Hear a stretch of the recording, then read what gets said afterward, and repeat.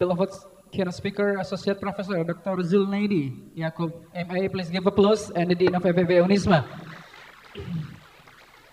And also the Vice Deans, welcome to the venue.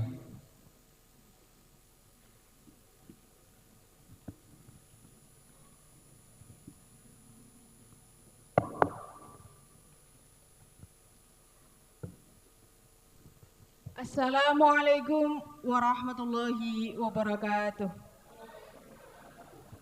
Alhamdulillahi rabbil alamin wa bihi nasta'inu ala umuri dunya waddin. Wassalatu wassalamu ala sayyidina Muhammadin wa ala alihi wa sahbihi ajma'in. Amma ba'du. Ladies and gentlemen, welcome to the International Visiting Professor comprehending in the emerging issues on micro, medium, and small business in Malaysia and Indonesia after COVID-19 pandemic. It is my great pleasure to welcome you all to this distinguished international seminar. As your Master of Ceremony, I am honored to be in your presence today. Honorable Her Excellency, the Dean of the Faculty of Economic and Business, University of Islam Malang, Mrs. Nurdiana S.A. MSE, Honorable Vice Deans, all heads of department, lecturers, team, and all of the audience. All praises to Allah who has given us His mercy and blessing. Salawat and salam to the Prophet Muhammad sallallahu alaihi wasallam. The honorable audiences, let's open this great international seminar by reciting Surah Al-Fatihah. Alamat wa salafuna salihin Al-Fatihah.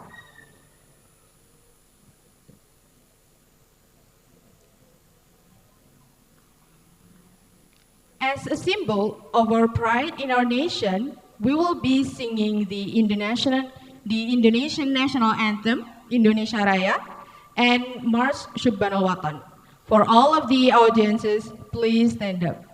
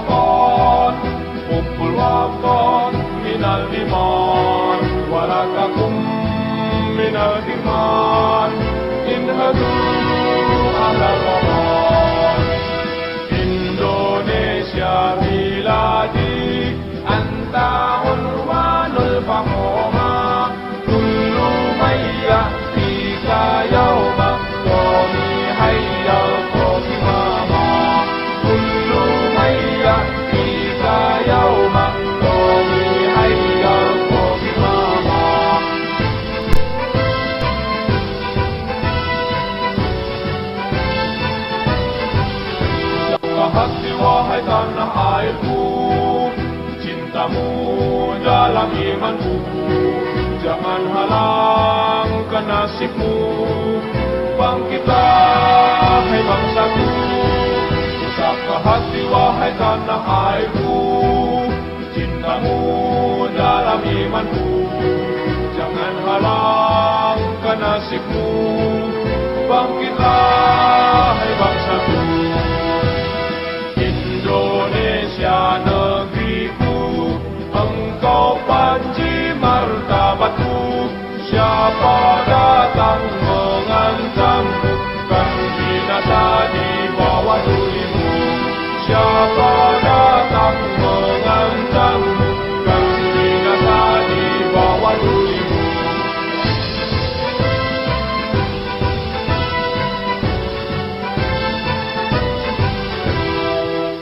Ladies and gentlemen, please be seated.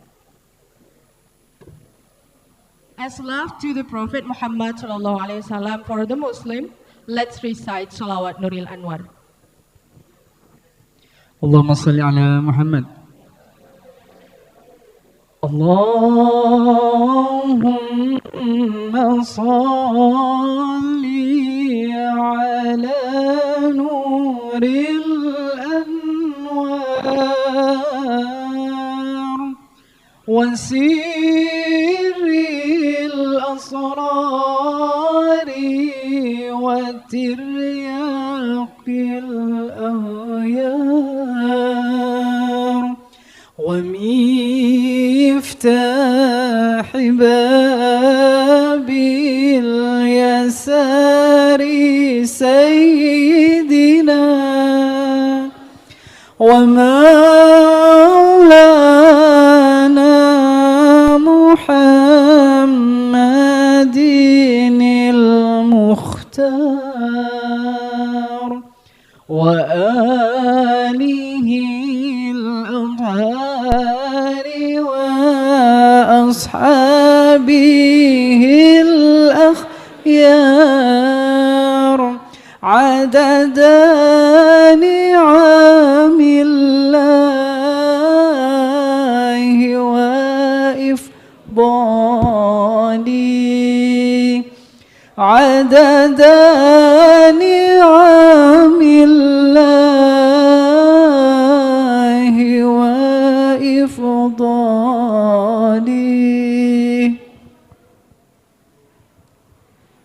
Next, we will have a welcoming speech to set the tone for the proceedings.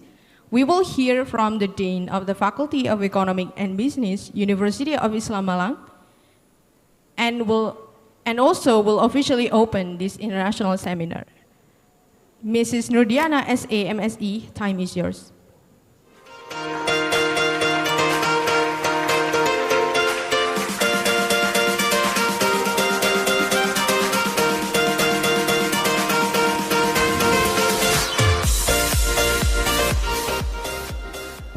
Assalamualaikum warahmatullahi wabarakatuh. Bismillahirrahmanirrahim. Alhamdulillahirabbil alamin.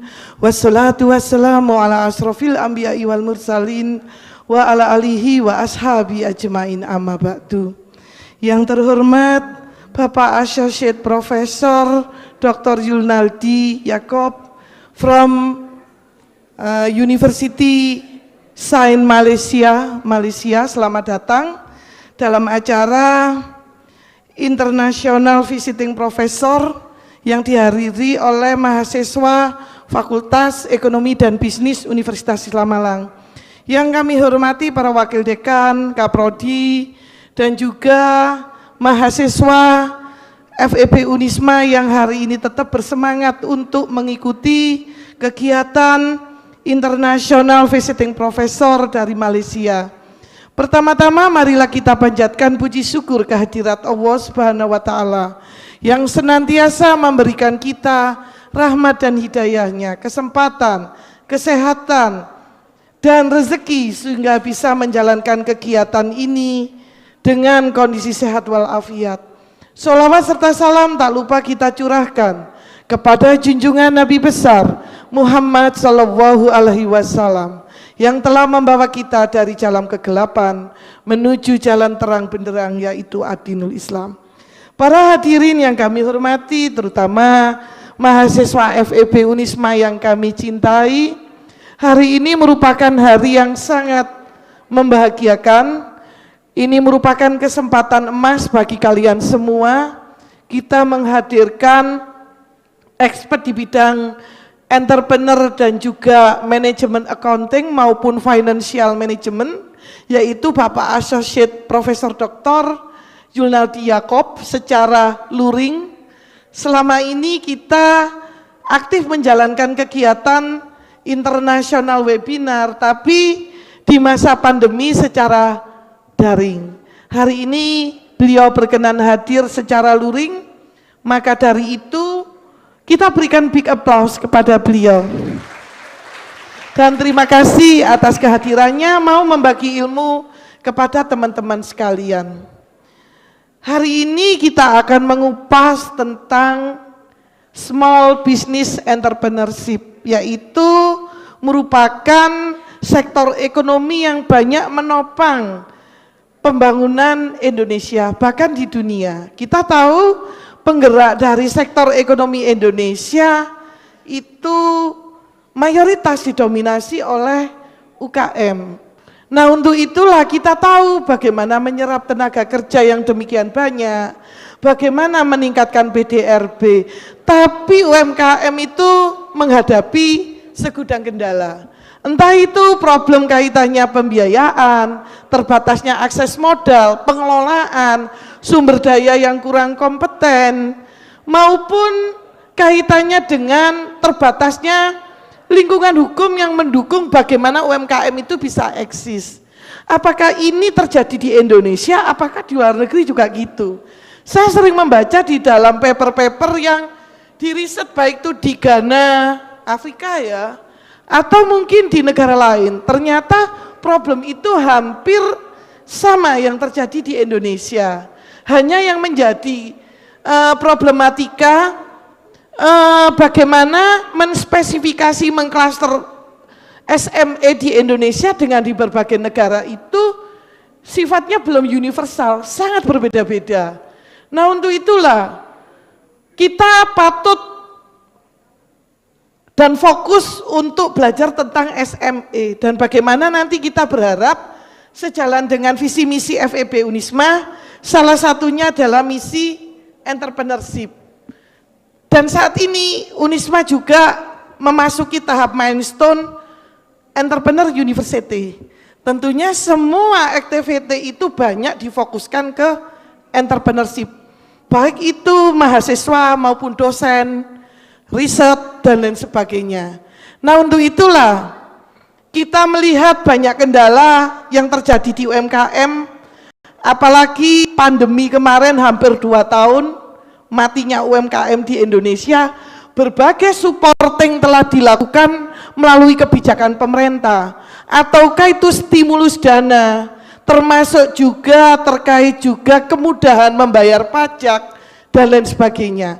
Apakah sama problem itu dihadapi di Malaysia? Tentunya ya kita menghadirkan Bapak Associate Profesor Zulnaidi nanti akan banyak mengupas kayak apa sih di Malaysia. Tentunya beliau itu expert riset di bidang entrepreneurship di Malaysia. Kayak apa nanti? Fakta empiris itu menceritakan tentang apa? Nah, itu kami berharap kalian sebagai mahasiswa simak dengan baik. Anda adalah calon generasi penerus bangsa, sebagai calon entrepreneur menjalani visi Universitas Islam Malang. Kita tahu problematika di Indonesia, UMKM kita belum mencapai, entrepreneur kita belum mencapai target, karena yang jadi pengusaha kurang dari 4%. Tugas Anda sebagai generasi emas yang nanti bisa menggerakkan roda perekonomian Indonesia dengan bekal kompetensi Anda, knowledge, skill maupun attitude, itu kami harapkan bisa Anda terapkan bagaimana mengubah Indonesia menjadi negara yang maju dan bisa mendukung perekonomian Indonesia. Untuk itu sekali lagi kami ucapkan terima kasih kepada Bapak narasumber, Bapak Associate Profesor Zulnaidi. Sekali lagi kita berikan big applause. Berkenan hadir secara daring, dan untuk itu kami berharap nanti apa yang Anda dapatkan merupakan hal yang sangat bervalue. Ikuti golden opportunity ini, semoga Anda bisa menjadi mahasiswa-mahasiswa penggerak perekonomian Indonesia. Demikian, terima kasih. Dengan ucapan Bismillahirrahmanirrahim, maka International Visiting Professor dengan narasumber Bapak Associate Profesor Dr. Zulnaidi Yaacob kami nyatakan dibuka. Demikian, wallahul muwaffiq ila aqwamit thoriq. Wassalamualaikum warahmatullahi wabarakatuh.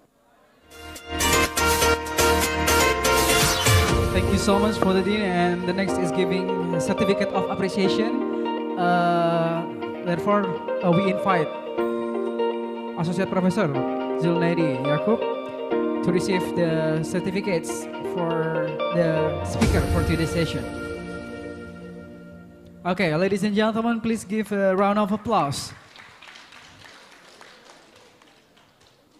Okay, continued by taking picture together with all the Vice Deans.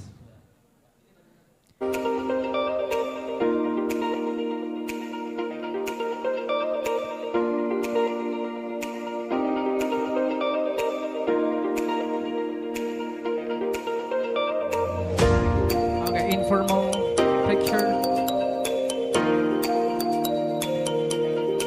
Okay, once more, please give a round of applause. Okay, and we allow to the keynote speaker. Oh, sorry. We need more pictures. Everyone please stand up. Tolong berdiri teman-teman. So, because we are going to take picture from the opposite sides. Yeah. Okay. Everyone please stand up. Okay, behind, tolong berdiri teman-teman semuanya.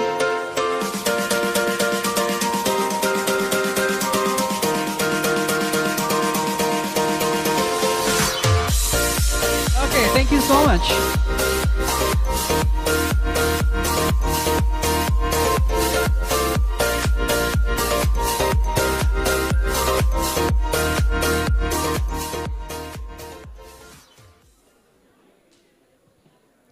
Finally, we will close out the opening by giving the moment to the moderator, who will monitor and manage our discussion forum with the keynote speaker, Professor Dr. Zulnaidi Yaacob, AM.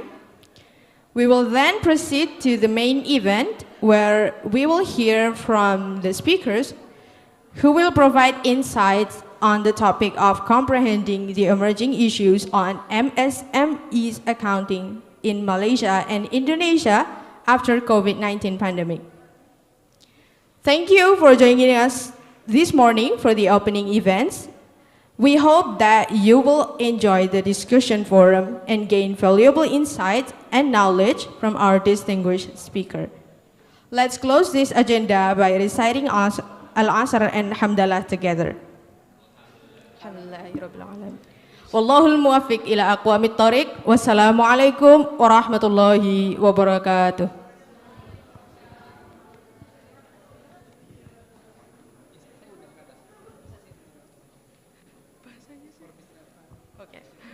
For Mr. Irfan as our moderator today, time is yours.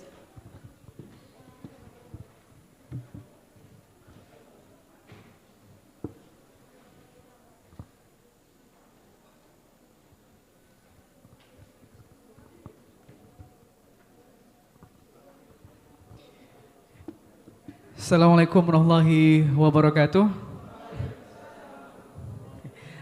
Okay, alhamdulillahirrabbilalamin. So we can meet in this great occasion with a distinguished and a great speaker from Universiti Sains Malaysia, the Honorable Associate Professor Zulnaidi Yaacob, AM. and the Honorable the Dean of Economic and Business, Mrs. Nurdiana SAMSE, and also all the Vice Deans, all the head of department and their secretary, and of course all the team, and also respectable audiences coming to this international visiting professor. Well, it's an honor for me to moderate you in this great occasion, and also a great theme, which is comprehending the micro, medium, small and medium enterprises in Malaysia and Indonesia after COVID-19 pandemic. Well, before I invite our great speaker for today, let me a bit introduce you.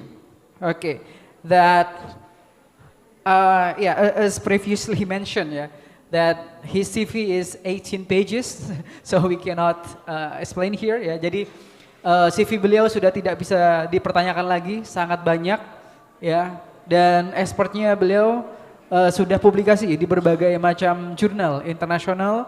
Beliau menjadi reviewer jurnal internasional juga, dan yang keren juga bahkan beliau sudah banyak publikasi di jurnal-jurnal yang terakreditasi or accredited by Web of Science, which is internationally is better than Scopus. Okay, so without further ado, let's welcome our distinguished speaker, Associate Professor Zulnaidi Yaacob, AM.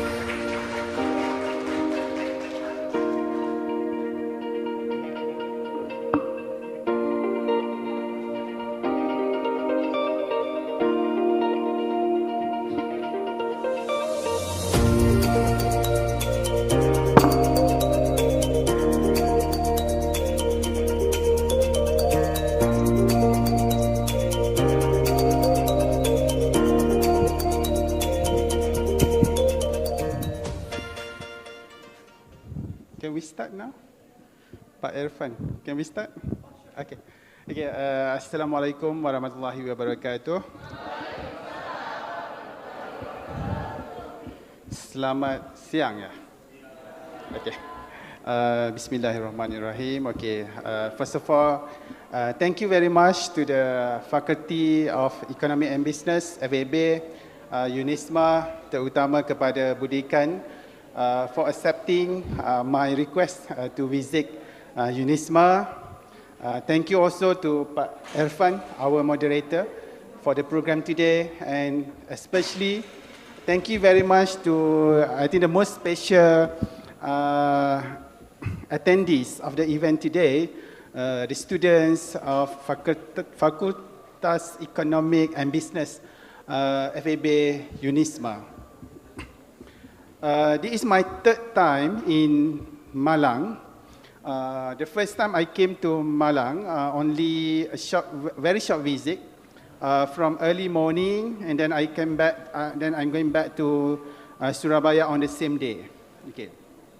The second time I came to Malang during where there is some sort of demonstration. People are not happy with what happened in Stadium Kanjuruhan. Okay. That's the second time I came to Malang. At that time, I cannot go out because of that incident. And during the second time I came here, I slept over tonight here in Malang. So this is the third time I'm in Malang, and I hope that I will have a better experience in Malang. Okay. So having a very nice view from this, you have a very nice view from this room.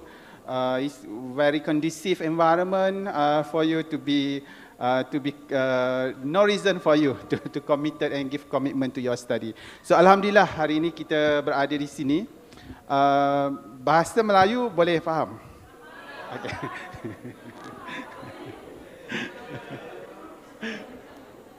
Okay. Maybe I would like to share one of my story.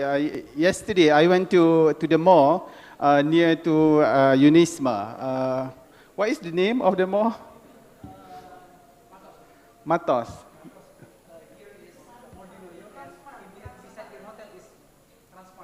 Transmart. Okay. I went there yesterday and looking for international adapter to connect my laptop to the power source. Okay, and then I asked the karyawan, do you have any adapter that can I use? Then he said, oh no, we don't have. Maybe you can go to the another building. And then after saya keliling-keliling, then I found out there is adapter there, and then I said, oh, this I can find this. This is the adapter that I'm looking for. And then the karyawan told me, oh, it is, and we don't call adapter. We call it jolokan. Yeah, jolokan. Am I right? Jolokan. So if you mention this jolokan, then yeah, we have. So that's just a story. I'm afraid that I cannot communicate well with you, but I will try to present which one which one you feel more comfortable, Bahasa Melayu or English? Melayu. So if you found that you cannot understand any part of my presentation, please ask.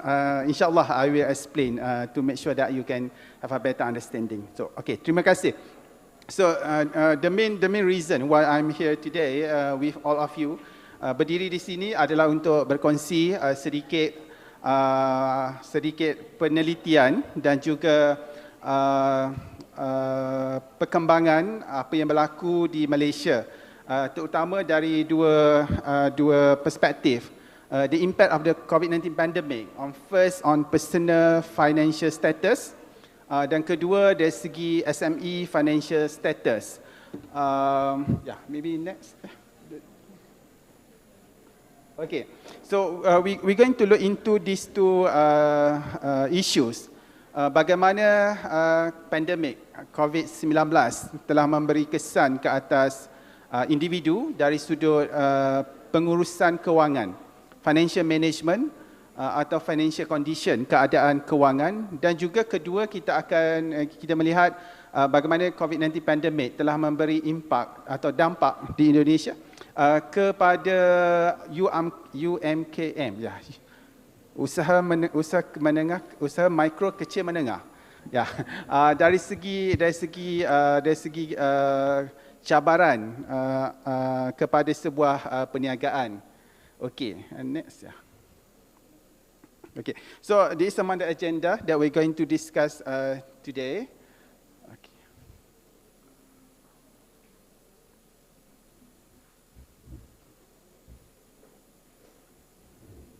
Okay, COVID-19 pandemic is a global issue. Kalau anda semua masih ingat bagaimana we have to adapt, bagaimana kita telah beradaptasi kepada satu persekitaran baru yang kita tidak pernah temui sepanjang hidup kita. Sesuatu yang kita sendiri tidak pasti apa yang kita perlu buat, because very unsure environment, not only the people, even the government, even the policy sector, even the pemerintah, is something new to them, sesuatu yang sangat baru. Di mana most of the decision taken at that time, banyak keputusan besar yang diambil sewaktu itu adalah berbentuk eksperimen. Because kita sangat tidak pasti sebenarnya apa tindakan yang kita buat itu adalah betul ataupun tidak pada masa itu. Justru whatever decision yang dibuat oleh kerajaan, semua negara pun berhadapan dengan cabaran kerana itu pengalaman baru. Walau bagaimanapun hampir di keseluruh dunia, negara-negara berkongsi approach, strategi, polisi ataupun dasar yang hampir sama, di mana dua bahagian masyarakat yang sangat terdampak oleh COVID-19 pandemik adalah masyarakat umum seperti kita, dan juga usaha perniagaan kecil ataupun small business. Okay. Pertama, apa yang kita hadapi sebagai seorang rakyat ataupun seorang warga negara, definitely kita tidak boleh pergi bekerja bagi yang telah bekerja, kecuali in very critical and necessary sectors like medical and perubatan, kesihatan dan sebagainya, keselamatan. Okay. Tapi bagi pelajar juga, mereka tiba-tiba tidak boleh ke kelas. Mereka tiba-tiba tidak boleh lagi berjumpa dengan pensyarah. Mereka tiba-tiba tidak boleh lagi berjumpa dengan rakan sekuliah. Which is, I think, important component, terutama bagi face-to-face learning experience like this, untuk kita berjumpa kawan, untuk kita berjumpa teman-teman dan belajar, berinteraksi. Tapi sejak 3 tahun lepas, perkara itu tidak berlaku. Siapa di sini yang bukan tahun pertama tapi tahun pertama datang ke universitas? Ada tak? So di kampus saya juga, di kampus saya ada juga perkara seperti itu. Pelajarnya mungkin tahun ketiga, tapi sebenarnya tahun pertama datang ke kampus. Kerana tahun pertamanya secara online ataupun secara daring dalam bahasa Indonesia, ya, dalam jaringan, belajar secara dalam jaringan. Tahun kedua juga belajar secara dalam jaringan, tahun ketiga sahaja baru datang ke kampus. Jadi walaupun gelarnya tahun ketiga ataupun third year of the program, but the experience is still new. They are lacking of experience. Okay. Itu tentang persekitaran pelajar. Tapi secara umumnya, waktu COVID-19 pandemik, ramai orang kehilangan kerja. Ramai orang tidak dapat ke kantor, tidak dapat ke kerja, tempat kerja. Ramai juga orang yang tidak dapat membuka perniagaan. They cannot open their business. Terutama bagi usaha kecil dan menengah, apabila mereka tidak boleh membuka perniagaan, mereka tidak ada pendapatan. There is no income for them to survive. So itu senario yang berlaku pada waktu itu. Tapi senario yang berlaku pada COVID-19 pandemic is not something that kita kata pandemik itu sesuatu yang tiba-tiba berlaku. We never imagine. Tetapi dari segi issues berkaitan dengan personal financial management adalah isu sebelum pandemik. Maksudnya sebelum pandemik kita sudah berhadapan dengan isu terutama orang umum yang orang awam yang mungkin sukar untuk akses kepada bank facilities. People are trapped into credit. People are not able to pay their credit. So all these issues are issues even before pandemic. Cuma waktu pandemic, the status, the scenario become worse when people do not have any income to pay their rent. For example, if you rent a room or a house, but then at the same time during COVID-19 pandemic, you cannot generate any income because you cannot open your business, you cannot go to your office, then it will have an impact on you, especially on developing countries. Developing countries, the saving rate is very minimum. In other words, in developing countries like Indonesia, like Malaysia and other countries, a big portions of our income, we use a big portions of our income for living.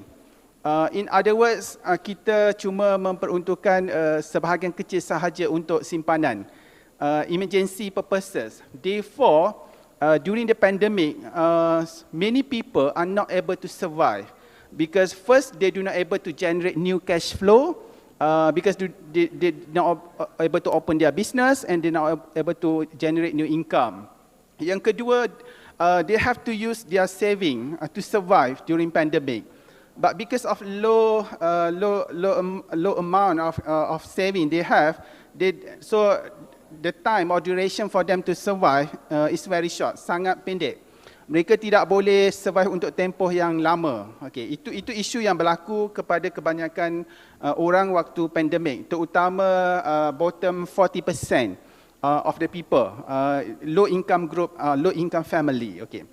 For business pula, cabarannya adalah is a common problem for small medium enterprise among developing countries, including Indonesia dan Malaysia, di mana common problem kepada usahawan kecil ataupun perniagaan kecil adalah pertama dari segi financial management and also related to resources, technology and so on. Financial management related to small media industry, first they do not have they have a limited resources. For example, because of the nature of the business, because of lacking of systematic way of doing business, they are not able to reach into banking facilities. Kedua, the income or revenue generated by small medium enterprise is very small. They are not able to use the revenue or the profit from the business for the growth. And also their cash flow and financial management is very limited because most of the majority of usahawan kecil dan menengah, they have a limited knowledge in financial and accounting. So this has been issues for small media enterprise not only in Malaysia, Indonesia and other parts of the world as well. Okay. Therefore, there are a lot of measures has been taken by government around the globe. Banyak langkah-langkah yang telah diambil oleh kerajaan, oleh pemerintah di seluruh dunia. Dan there are similarities between the approach taken by all the government. So we can learn, we can see there is a similarity what has been done in Indonesia, in Malaysia, and also other countries. For example, to handle atau to solve the problem or to help the small medium enterprise, among the steps taken or measure taken by the government adalah pertama, to help them reduce the problem related to cash flow. So how does the government do this? Government provide grant, for example, they give some sort of cash flow supporting policy. They reduce the liability, they reduce the overhead of the business. So by doing this, actually government membantu usahawan-usahawan kecil untuk mengurangkan overhead cost ataupun kos berkaitan dengan overhead. Dengan cara ini, perniagaan akan bertahan lebih lama. Okay. Kedua, waktu pandemik, business are very limited. So how does the government around the world helping small medium enterprise? Normally, government intensify or government promotes the ideas of having digital business. Where before COVID-19 pandemic, the adoptions of digital business among small media enterprise are very limited. They only focus on very limited application and technology. For example, they are using WhatsApp, they are using message only, or Facebook and so on. But during COVID-19 pandemic, the government around the globe has pushed most of the small medium enterprise to intensify the practice of digital business, where they are able to sell, they are able to promote their product through online databases like Shopee, like Lazada, and many other platforms. So during COVID-19 pandemic, there are few strategies that has been used by the government. Pertama, kerajaan memberi bantuan dari segi kewangan to reduce the cost of adoption of business digital.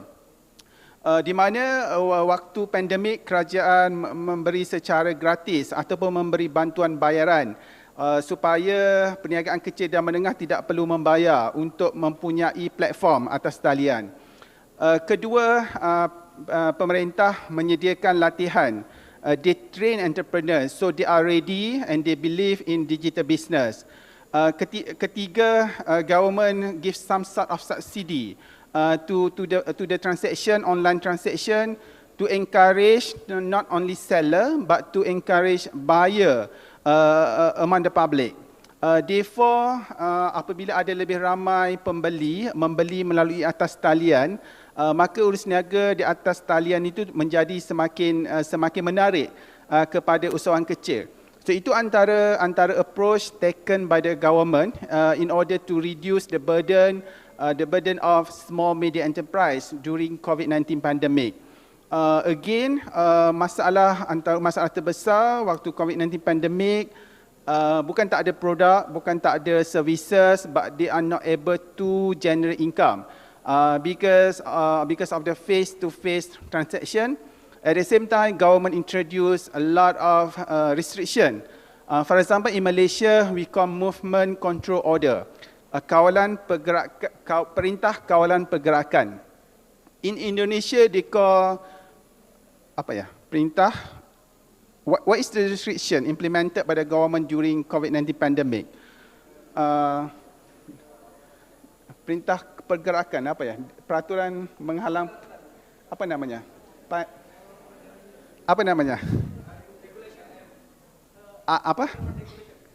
kawalan pergerakan di Indonesia. During COVID-19 pandemic, there is a restriction where you cannot go out from your home. Anda tak boleh keluar dari rumah melepasi kawasan-kawasan tertentu. Itu dipanggil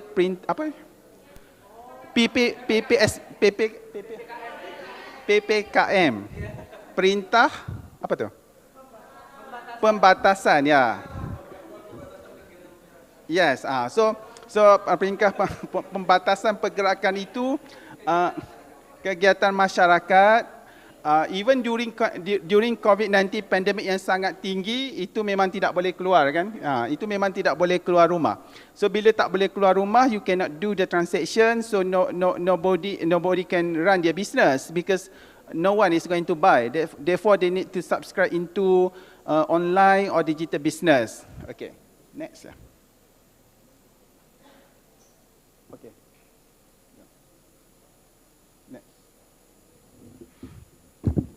Okay, next. Okay, next. Okay, so this is the report, one of the report about the impact of COVID-19 pandemic kepada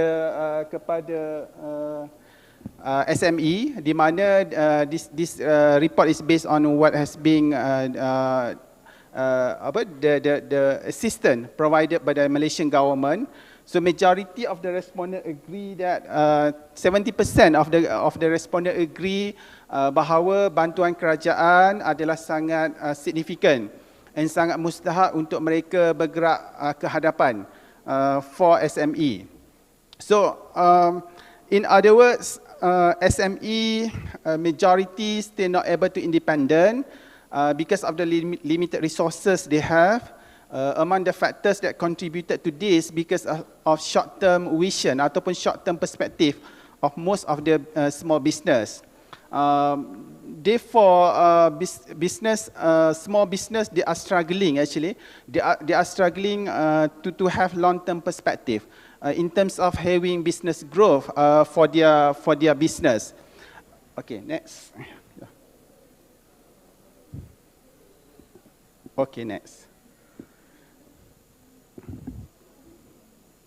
Okay, itu untuk small medium. Okay, now saya berkongsi tentang impact COVID-19 pandemic untuk individu dari segi financial well-being. Adakah COVID-19 pandemic sebenarnya telah memberi kesan ataupun dampak kepada kedudukan kewangan individu? Cabaran kebanyakan individu di Malaysia adalah kedudukan kewangan individu bersifat jangka pendek, di mana majority of the people do not have adequate saving for their future. Okay, tidak mempunyai simpanan yang mencukupi untuk jangka panjang. Oleh itu, apabila berlaku COVID-19 pandemic, they have to use their saving to survive, especially for those who are not able to generate income, or for those who has been laid off from their employer, yang dibuang kerja, yang dipotong gaji, yang sebahagian saja dapat bekerja ataupun yang tidak dapat menjalankan perniagaan. Therefore, I did a survey to understand the challenge of people during COVID-19 pandemic. Again, the challenge related to financial issues during the COVID-19 pandemic is not really new issues. Kesukaran rakyat ataupun kesukaran pengguna dari segi mempunyai saving ataupun simpanan adalah perkara lazim. It is a common issue. Majority of people do not have adequate funding or fund, especially for emergency purposes. However, the situation become worse during COVID-19 pandemic.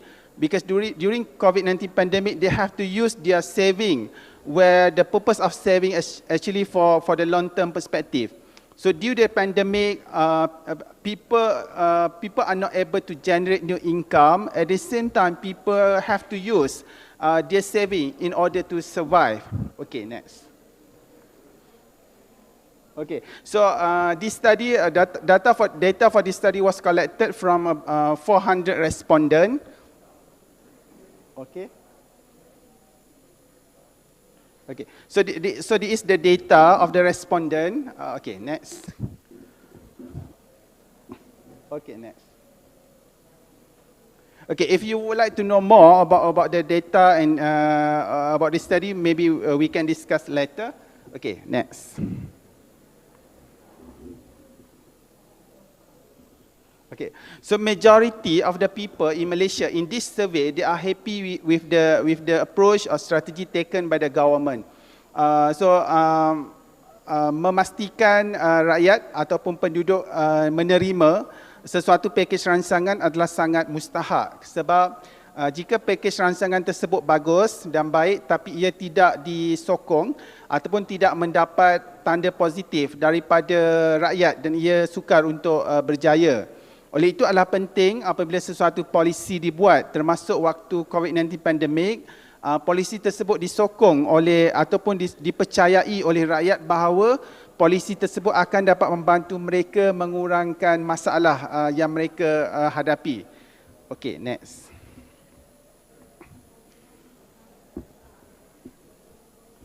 Okay. Again, majority of respondent agree pakej rangsangan yang dibuat oleh kerajaan telah dapat membantu mereka mengurangkan cabaran kewangan yang dihadapi semasa COVID-19 pandemic. Okay, next. Okay, so there are a lot of strategies. Okay, banyak strategi dan juga pendekatan yang telah dilakukan oleh kerajaan untuk membantu rakyat mengurangkan cabaran akibat kewangan semasa pandemik, termasuk memberi bantuan percuma data internet, termasuk memberi kemudahan kepada peniaga tanpa perlu membayar sewa, terutama premis kerajaan, memberi subsidi gaji kepada majikan supaya majikan tidak terbeban untuk terus membayar gaji, memberi wang tunai kepada rakyat supaya wang tunai tersebut boleh digunakan untuk berbelanja, memberi bantuan kepada majikan, kepada employer supaya boleh beroperasi dengan SOP kesihatan yang ketat. So ini merupakan antara polisi dan strategi yang digunakan oleh kerajaan, dan perkara tersebut juga adalah sama di kebanyakan negara, memperkenalkan perkara yang sama bagi membolehkan negara, masyarakat dan perniagaan berhadapan dengan COVID-19, COVID-19. Walau bagaimanapun, the intensity di sebuah negara berbeza, bergantung kepada isu dan permasalahan yang berlaku di negara berkenaan. Okey, misalnya bajet ataupun the amount of budget allocated by the government, by the Indonesian government, by Malaysian government, by Thailand and other countries, perhaps different. Depends on the capability of the government and also depends to the severity of the issues and challenge in that country. Bergantung kepada sama ada permasalahan itu sangat besar ataupun tidak di sesebuah negara. Polisi mungkin sama tapi pelaksanaan mungkin berbeza kerana permasalahan dan ekspektasi daripada usaha kecil menengah dan juga pengguna itu berbeza. Okey, seterusnya.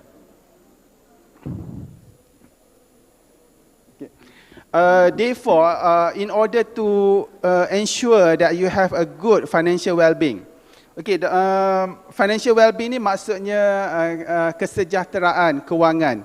You are happy with your financial status. So in order to self-check untuk menilai diri sendiri sama ada you have a good financial well-being or not, indikator satu adalah you are able to control your monthly and weekly financial needs. Maksudnya untuk melunaskan ataupun untuk memenuhi keperluan mingguan dan bulanan, anda boleh melakukannya. Tapi kalau sampai minggu, sampai waktu bulan, anda terpaksa mencari penyumbang ataupun penderma, ataupun anda terpaksa meminta bantuan orang lain, bermaksud kedudukan kewangan anda mungkin sedang bermasalah. Okey, tapi kalau sampai hujung bulan, bayar kontrakan tak ada masalah, bayar fee tak ada masalah, untuk makan tak ada masalah, bila sakit untuk dapat servis kesihatan tak ada masalah, then you are in good condition. If not, then you are not ready. Maksudnya jika sakit, duit tak ada untuk beli obat. So bila duit tak ada untuk beli obat, bermaksud you do not have adequate funding untuk support your life. Itu maksudnya tidak mencapai kesejahteraan dari sudut kewangan, financial well-being. Yang kedua adalah sekiranya ada tiba-tiba ada keperluan mendesak yang memerlukan anda menggunakan wang, anda dapat menggunakannya dengan tanpa bertangguh. You don't have to delay. For example, tiba-tiba kereta rosak dan anda perlu baiki, you can go to the workshop and baiki mobil berkenaan. Tapi kalau mobil rosak, anda terpaksa letak di rumah, tak boleh hantar ke workshop, itu bermaksud bahawa kedudukan kewangan anda sedang mungkin tidak sejahtera. You may have problem with your financial status. Yang ketiga adalah when you plan something, you are able to do. For example, next week, next month, you plan to visit Jakarta, then you are able to do. Then you have a good financial conditions or financial plan.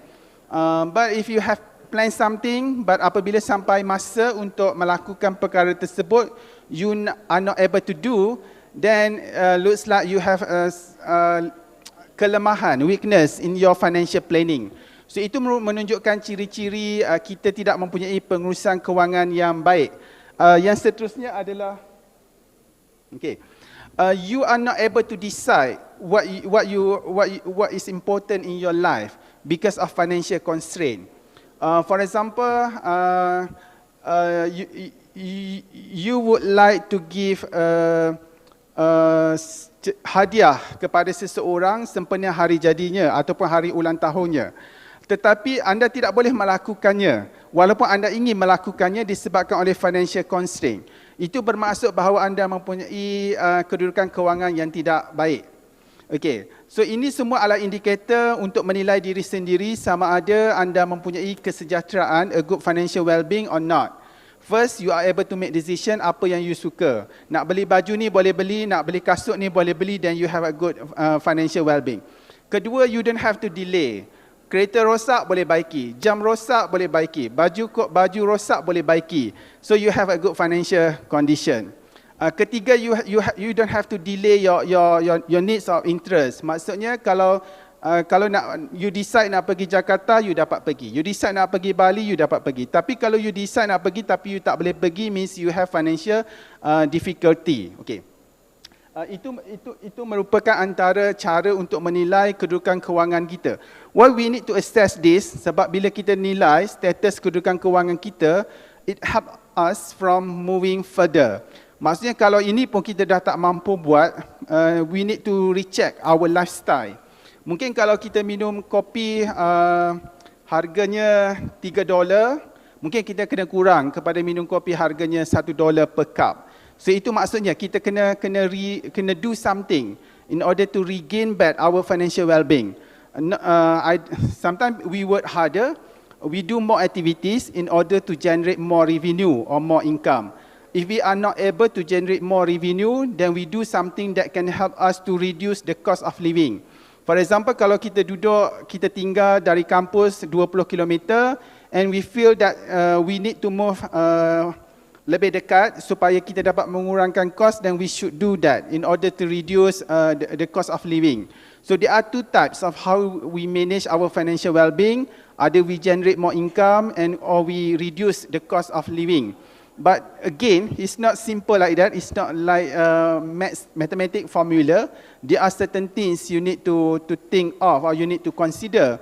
Sebab apabila anda mengurangkan cost of living, mungkin anda mengurangkan the quality of your life. Misalnya kalau anda duduk jauh tapi anda mungkin tinggal bersama dengan keluarga, but then kalau anda tinggal dekat anda mungkin kurang kos, tapi you are far from your family. So it's going to have an impact on your quality of life. So therefore when you make decision about your financial condition, you have to take into a more comprehensive perspective. It's not just based on one reason when you make one decision. Okay, next. Okay, next. Okay, next. Okay. Next. Next. Okay, next. Okay, next. Next. Okay, so from this study, from this study, it concludes that most of the people are not ready with the emergency situation. So COVID-19 pandemic has taught us to be more ready with the future crisis. We are not sure apa yang akan berlaku pada masa hadapan. No one can guarantee issues, crisis seperti COVID-19 tidak akan berulang semula. Kemungkinan kita akan berhadapan semula dengan krisis yang berbeza, dalam suasana yang berbeza dan mungkin sebab yang berbeza. Walau bagaimanapun, COVID-19 pandemic mengajar kita bahawa we have to prepare untuk berhadapan dengan masa sukar, di mana penting untuk mempunyai simpanan waktu kesukaran, emergency saving. Kalau mengikut nasihat kewangan, pakar kewangan, at least you need to have 3 to 6 months of your salary in order for you to prepare for emergency purposes. Okay, next.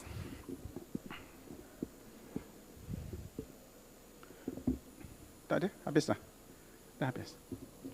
Next. Okay, now we are moving towards the impact of COVID-19 pandemic on small medium enterprise.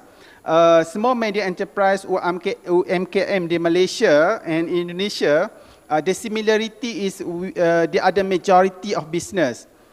Majority of business yang berdaftar di sesebuah negara adalah usaha kecil dan menengah. More than 90%. Kalau di Indonesia, maybe more than 96 or 95% of the business registered are small business. So what are the impact of this? Apabila COVID-19 pandemic datang, this group of business are badly impacted, sangat teruk, terkesan ataupun dampaknya kepada usaha kecil dan menengah.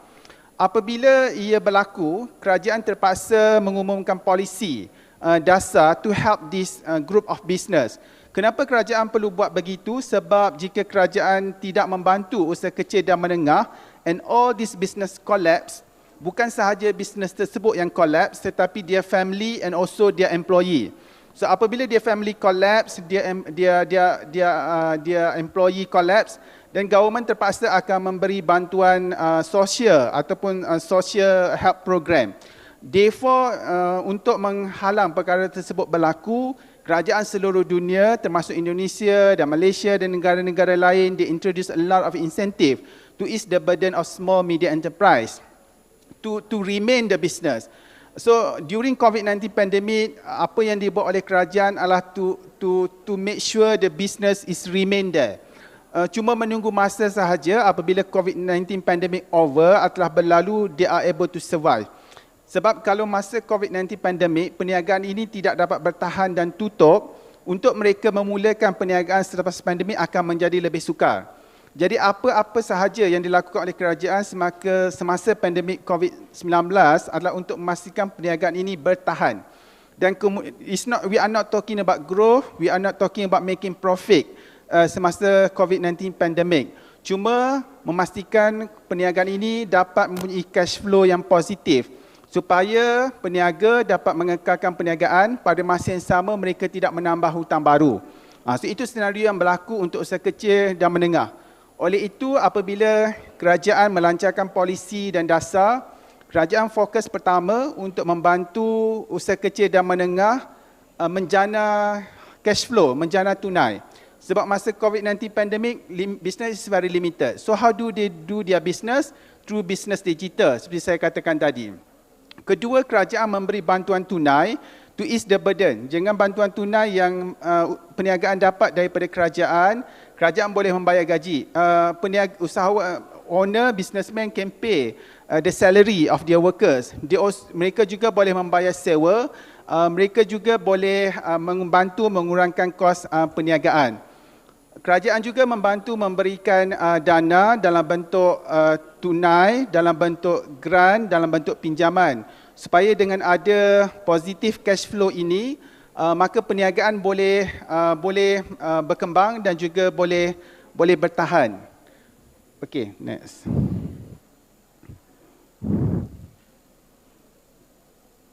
Okay, so this is the entrepreneurial framework condition in ASEAN, Malaysia, Indonesia, and other countries. So there are many elements when we evaluate the entrepreneurial framework in a country. This entrepreneurial framework sangat mustahak untuk memastikan sebuah negara menjadi entrepreneurial society. Tadi waktu saya masuk ke kampus Unisma, tertera the agenda to become entrepreneurial university. So becoming a group of people with entrepreneurial mindset and entrepreneurial skill sebenarnya juga adalah agenda banyak negara membangun. Kerana dengan adanya entrepreneurial society, sebenarnya ia mengurangkan kebergantungan kepada kerajaan ataupun menjadikan lulusan universiti misalnya sebagai job creator, bukan lagi sebagai job seeker. Okay, next. Okay, next. Okay. Okay, this is the definition of SME in Malaysia. Sebenarnya when we talking about SME in Malaysia, in Indonesia, Singapore, Brunei or other parts of the world, we have different category. We have different definition. So what is the implication of this different definition in order for us to imply a policy from other country to the other country? We have to understand the environment and also the definitions of SME in that country. For example, in order to apply the policy from Indonesia to Malaysia or Malaysia to Indonesia, then we have to understand the definition of SME in particular or in each country.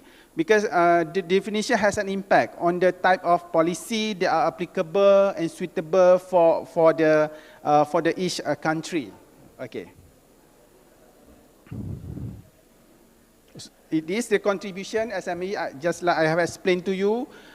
Di mana-mana negara, termasuk Malaysia, Indonesia, more than 90%, perhaps up to 95% of the business registered are small medium enterprise. So it comprises a huge significant number of business in each country. So whatever policy, whatever environmental changes, whatever the crisis like COVID-19 pandemic, when they have an impact on this type of business, it's going to have a big and huge impact on the economic of a country. Okay, next. Okay, next.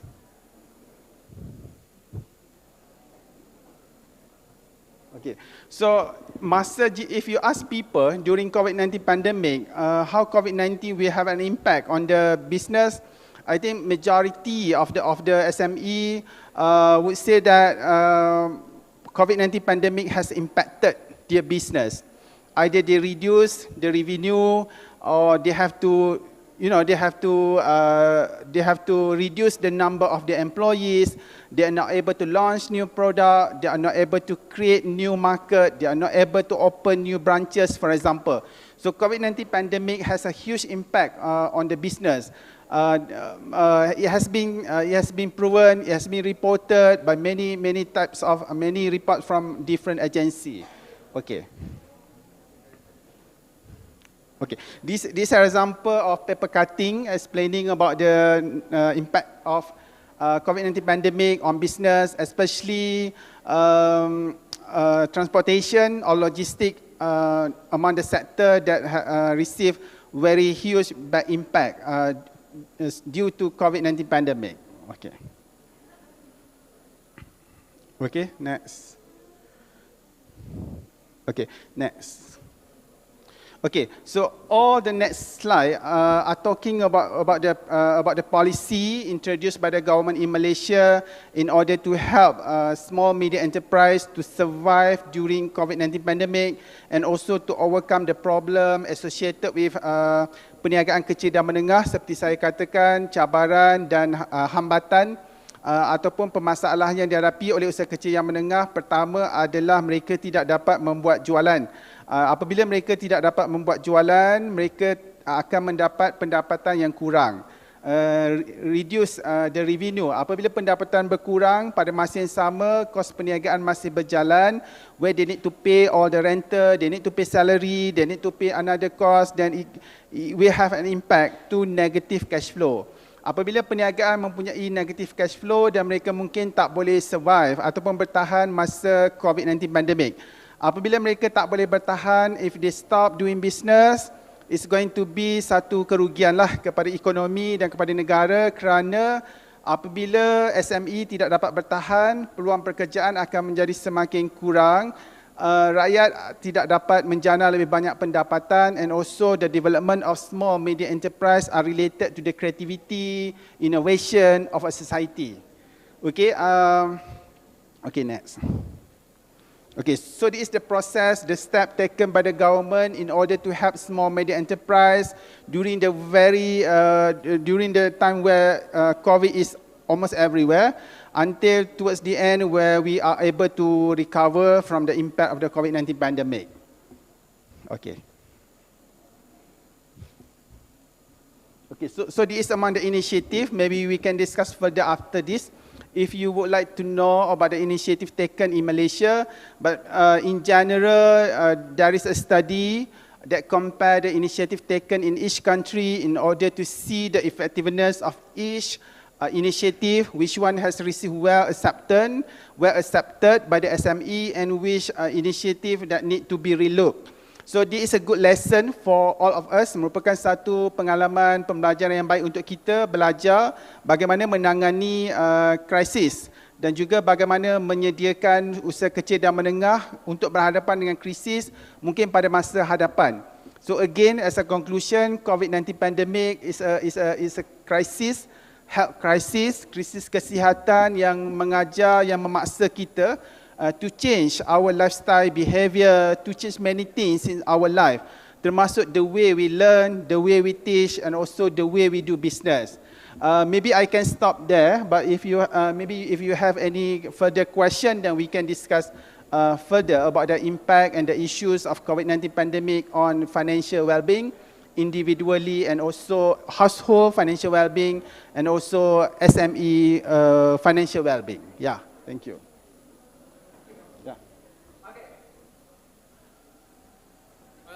Please, thank you so much. Please give a round of applause for Zulnaidi.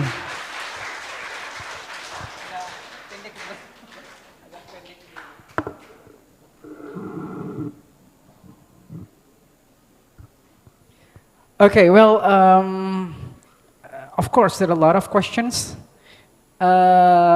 from the audience. I believe, because the issues about COVID-19 pandemic and also MSMEs, or micro, medium, and small businesses is a big issues during a COVID-19 pandemic. Therefore, I open a discussion or Q&A session for you, if you have any. Jadi teman-teman silakan jika ada pertanyaan terkait dengan pembahasan beliau yang tadi luar biasa, sejak membahas tentang bagaimana kondisi saat COVID, bagaimana bertahan saat COVID, dan bagaimana menghadapi COVID setelah COVID itu selesai. Silakan saya buka buat teman-teman yang ingin bertanya. So please raise your hand. Angkat tangan yang memiliki pertanyaan. Silakan. Okay, it can be ladies or gentlemen. Okay, please. Oke, baik. Assalamualaikum warahmatullahi wabarakatuh. Perkenalkan, nama saya Ahmad Amiruddin.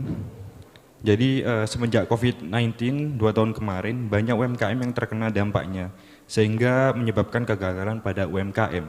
Jadi pertanyaan saya, saat ini kita telah memasuki di era digital. tantangan apa saja yang perlu kita diperbaiki UMKM untuk perkembangan masa depan yang kaitannya dengan era digital saat ini sehingga mampu bersaing di tingkat global. Seperti itu, Prof. Terima kasih. Assalamualaikum warahmatullahi wabarakatuh.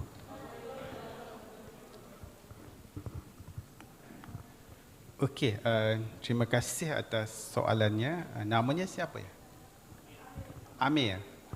Amir. Okey, Amir. Thank you for a good question. Okey. Isu tentang adopsi ataupun partisipasi small media enterprise into digitalization is not just issue related to COVID-19 pandemic. In other words, before pandemic, jumlah ataupun peratusan UMKM yang mengadopsi digital adalah sangat rendah di Indonesia atau di Malaysia. Percentage ataupun peratusannya adalah sangat rendah. Okey. Jadi pertama kita perlu memahami bahawa kita perlu memahami situasi sebelum COVID-19 pandemic. Apakah yang menyebabkan usaha mikro, kecil dan menengah ini tidak mengadapsi ataupun melaksanakan business digitalization? Okey, ada beberapa perkara yang menyebabkan perniagaan kecil dan mikro ini tidak melaksanakan digitalization dalam perniagaan mereka. Pertama adalah dari segi isu dana. They do not have enough funding or enough capital to subscribe into technology. Okay. However, there are a lot of free ataupun low cost application that can be used by small media enterprise. Seperti menggunakan WA, seperti menggunakan Instagram, for example. However, sebenarnya penggunaan WA, Instagram sangat terhad. Dia mungkin tidak memberi impact yang besar kepada usaha perniagaan kecil dan menengah, terutama kepada perniagaan kecil dan menengah. Mereka tidak mengadapsi bisnes melaksanakan ataupun menggunakan digital business. Pertama tadi dari segi halangan dana. Okay. Kedua, jika mereka tidak mempunyai halangan dana, mereka tidak merasakan ada keperluan, terutama jika targeted customer adalah berada berhampiran dengan mereka. Di mana mereka tidak bukan mereka tidak ingin menambah to have a bigger size of business, to produce more product and services, tetapi perniagaan kecil dan menengah berhadapan dengan limited resources. Oleh kerana pengeluaran ataupun the capability of the business is already at the maximum level, so they cannot see any benefit of them to subscribe digitalization. Maksudnya jika ada permintaan yang lebih sekalipun, setengah perniagaan kecil dan menengah memang tidak dapat mengeluarkan lebih banyak pengeluaran ataupun to produce more products and services. Mereka dalam kata lain, they are happy, they are satisfied with their situation. So waktu pandemik, apabila mereka to use digitalization in their business, not because they are exploring ataupun mereka mahu mengembangkan perniagaan, tetapi mereka tidak mempunyai pilihan lain. Kerana if they are not selling through digital business, through digital platform, perhaps they are not able to generate any sales. Therefore, they subscribe to some business application during COVID-19 pandemic. However, walau bagaimanapun selepas COVID-19 pandemic, perkembangannya mungkin ada setengahnya tidak lagi berpartisipasi dalam digital business kerana contoh waktu COVID-19 pandemic, the cost of participation itu diberi subsidi ataupun diberi insentif oleh kerajaan. Tetapi mungkin selepas COVID-19 pandemik, setengah aplikasi itu sudah mengenakan bayaran. They need to pay the fee, the higher charge, which is require them to, require them to charge higher price for their product. Tapi kalau perniagaan kecil mengenakan yang tinggi, mungkin is going to be a challenge for them to maintain their customer. Okay. So therefore, we need to understand first the challenge why small medium enterprise do not participate or do not digitalize their business operation separately from the issues of COVID-19 pandemic. Okay, when we really understand the issues why small medium enterprise do not participate or do not digitalize their business, then we can consider another factor that related to COVID-19 pandemic. Okay, another factor related to the decision why small medium enterprise do not participate in digitalized business, I think maybe a big portion or a significant percentage is because of low technology, they are not technology savvy, ataupun mereka mempunyai tahap keyakinan yang rendah terhadap isu security, data security and also the safety of the transaction. Sebab untuk urus niaga biasanya melibatkan penggunaan wang.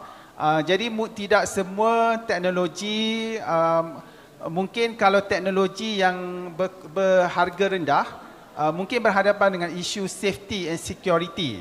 Tapi kalau teknologi yang lebih bagus, mungkin it is not for free, it's not gratis, where they need to pay some fee.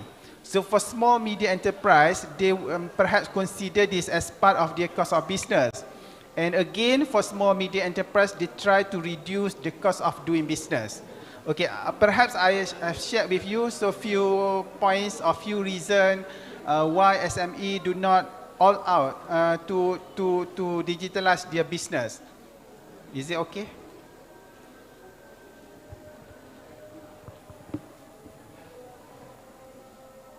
Thank you so much for Prof. Zul. Okay, actually we want to discuss a lot of things, but when we are duhur, we have to take rest, Prof. Okay, for the students, because they must sholat jamaah, yeah, doing prayer jamaah. So we hope that we can meet up again in another occasion. It's an honor for us to have you, Prof, talking about very comprehensive view about publication in the morning and also about the UMKM, yeah, Prof. Yeah, and this is very, very nice. And from your talk, we know that you already know a lot also about UMKM in Indonesia. Okay, so it's really amazing. Okay, guys, so itu tadi teman-teman sudah dibahas tentang bagaimana ada financial constraint misalkan sejak COVID dan yang biasanya harus di saving itu harus dipakai bahkan saat COVID, jangankan berkembang tetapi bahkan untuk bertahan saja harus berjuang gitu kan, untuk terutama untuk UMKM. Oleh karena itu menurut beliau maka sangat penting peran pemerintah atau government untuk support UMKM, karena kalau UMKM tidak disupport maka akan banyak layoff atau pemecatan secara massal ya, atau PHK massal. Maka kalau ada PHK massal maka banyak keluarga juga yang terdampak dan tentu itu akan mengganggu terhadap stabilitas ekonomi nasional. And that's a great, once more please give a great applause and a round of applause for the speaker today. Again and again I have to say thanks a lot, Prof. Okay, please go back again to Unisma. Okay, next time. And for everyone, thank you so much, especially for the Dean, Vice Dean, and also the team. Thank you so much for the sweet couple also, for our students. Thank you so much. Hopefully you can get all the knowledge and see you. Wallahul muwaffiq ila aqwamit thoriq. Wassalamualaikum warahmatullahi wabarakatuh.